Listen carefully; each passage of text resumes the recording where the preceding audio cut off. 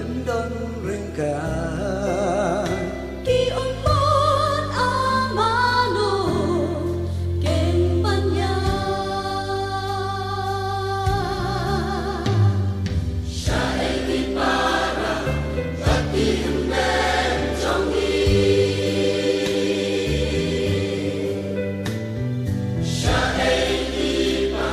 Syai di mei jongi Gidan ni em hak jan karing na Anda kan poi kasih Pembela kai tu yang nani kasih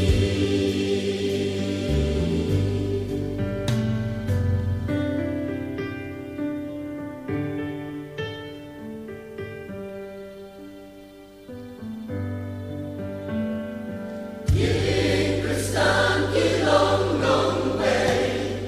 ya kayimani Ni ai be sharong pong pentami Om nan por halaren pe ban shakri yuble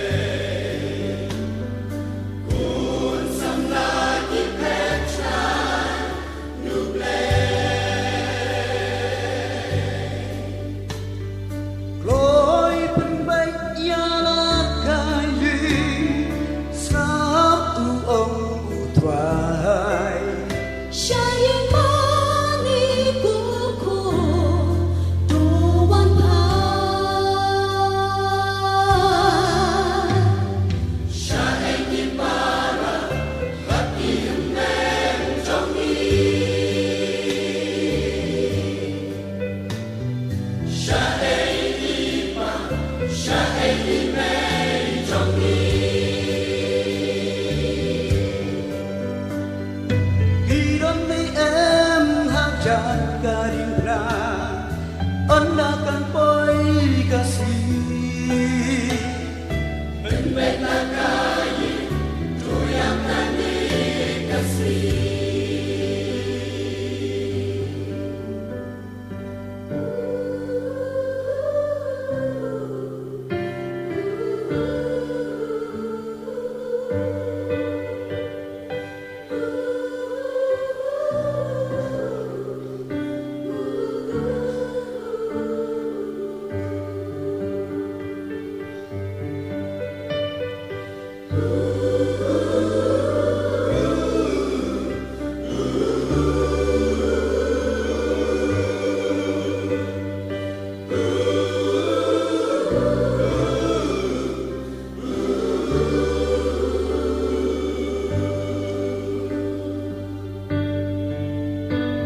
Syai di para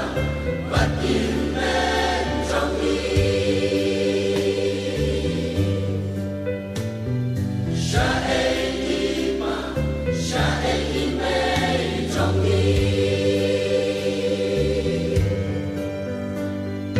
Gidan ni em hak jan karing na Anda kan poi kasih Pembela kai tu yang nani kasih Gidan ni em hak jan karing na Anda kan poi